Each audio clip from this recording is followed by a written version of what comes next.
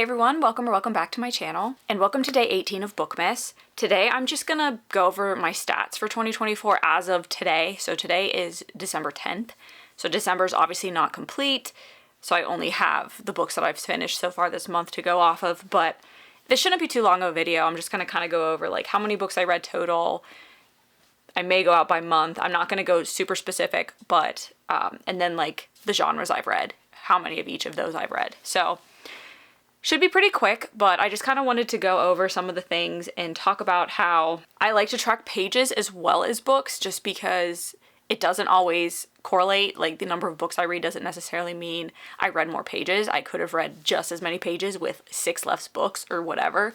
Just depends on the length of them, obviously. So I do like to track both just so that I have a little bit of that, and I do track the genres too, because I noticed that I read more books in a month where I'm heavier on one type of a genre than another. So without further ado, let's just get into it. January, I read 19 books, which was 7,377 pages. February was 20 books, 8,381 pages. March was 24 books, 9,300 pages. April was 20 books, 7,581 pages. And then this is kind of where my year like kicked up. So in May, I read 27 books with a total of 10,449 pages. I did have a vacation in May. I did have a beach vacation, and I do read a lot when I'm at the beach, so that is probably why I read as much as I did that month.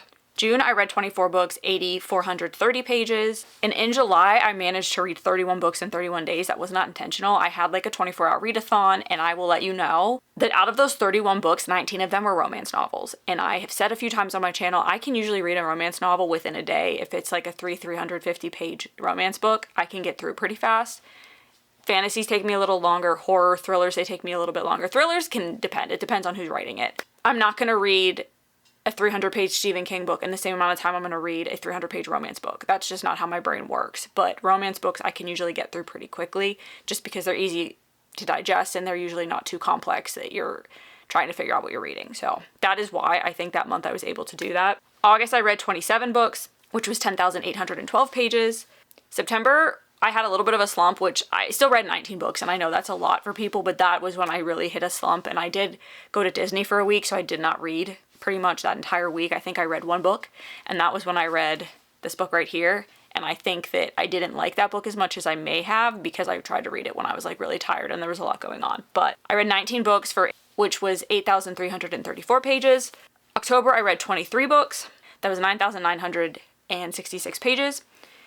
And then November, I also read 23 books, which totaled 10,560 pages. So they're right next to each other as an example of I had almost 600 more pages in a month when I read the same amount of books, like from one month to another. So again, the number of books doesn't always tell the full story. If you're reading like 600 plus page books, you're not going to read as many per month. That's just math.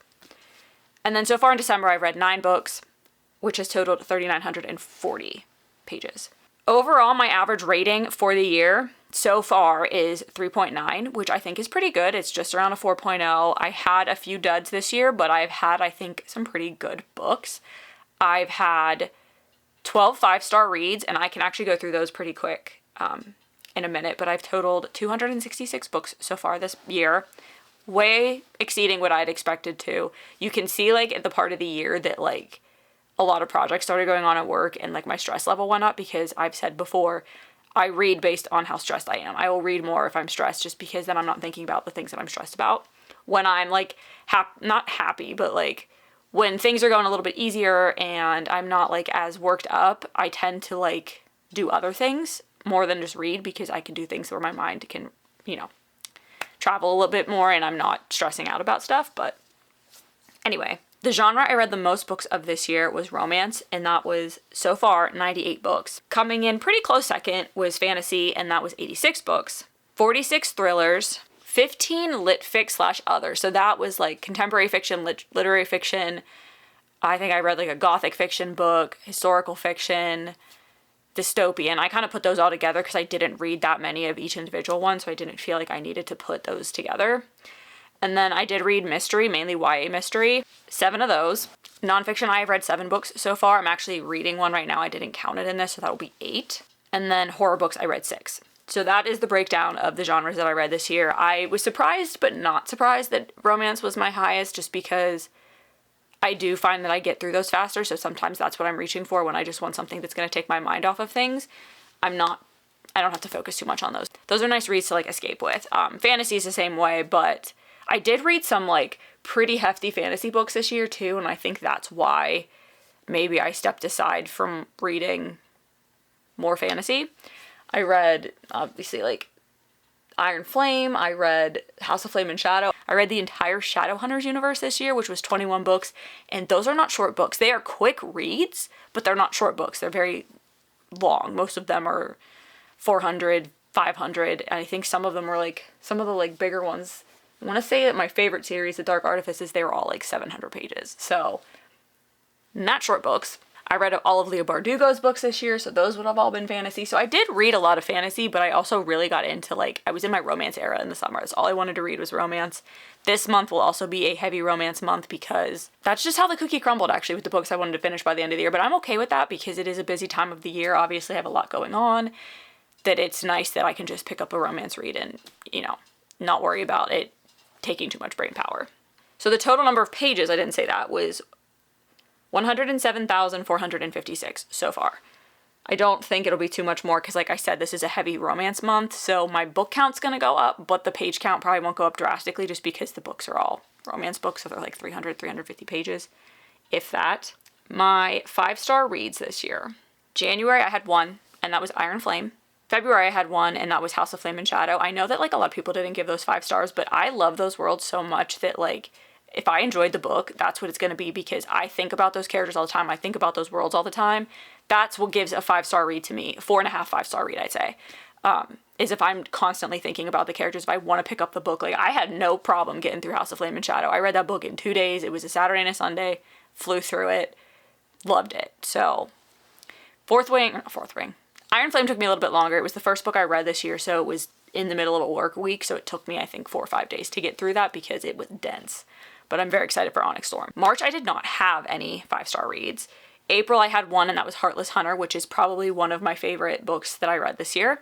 Definitely top of the list. May, I had one book, and that was Crooked Kingdom. July, I had one, and that was Reckless by Lauren Roberts. I know a lot of people, again, didn't like that. I really enjoyed this book. I don't know if I'm just weird, but I really enjoyed that one. Maybe it's me. I don't know. I color-coded these, so just give me a second, because I have to go through the, like, rainbow in my head. August, I had 3. So August is when I read, you can't see it because it's up here. It's in this shelf had all my 5-star reads in August.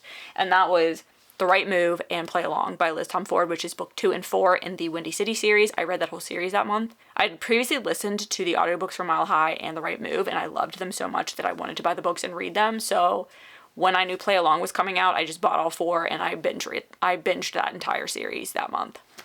And there's one more book, so almost done. And then the other 5-star read that month was Binding 13 by Chloe Walsh. Then the following month, so that would have been, September?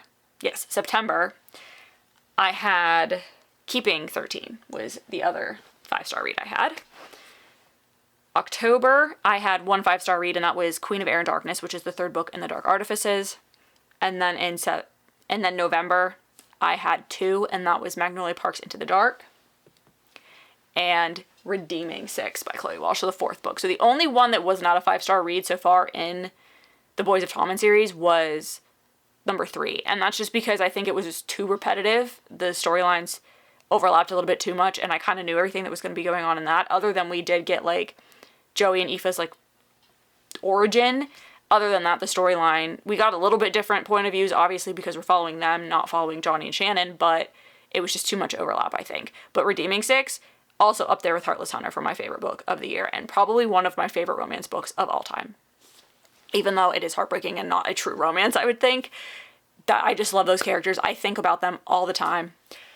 I did read Taming 7, but that was not a 5-star read either. I was a little upset. I was a little disappointed in that book. I'm hoping we get another one with Claire and Gibbsy, but I still enjoyed it. It was still, I think, in the 4-star range. It might have been just a 4-star. I think it was a 4-star, but loved it. So I did just list my 5-star reads because I will be going over the 24 books that I enjoyed probably the most in 2024, going over the list again. I did that the other day. I made that list, and they are not all my 5-star reads. just because I rated something 5-star doesn't necessarily mean I think that it is the book I enjoyed the most, because looking back on it now, like, I look at what did I remember the most, what ones do I still think about, and that's what I tried to keep in mind when I made the list for the 24 for 2024. And there's going to be, most of them are 4.5 and up. I don't really think I picked anything that I didn't rate like 4.5, 4.75, or 5-star, but I couldn't justify just picking the 12 5-star books just because I didn't want to pick 3 books from Boys of Tommen. I loved that series. It was one of my favorite series this year, but I didn't want to like list all the books in that series. So I did try to pick and choose the 24 books that I enjoyed the most or that I'd recommend the most.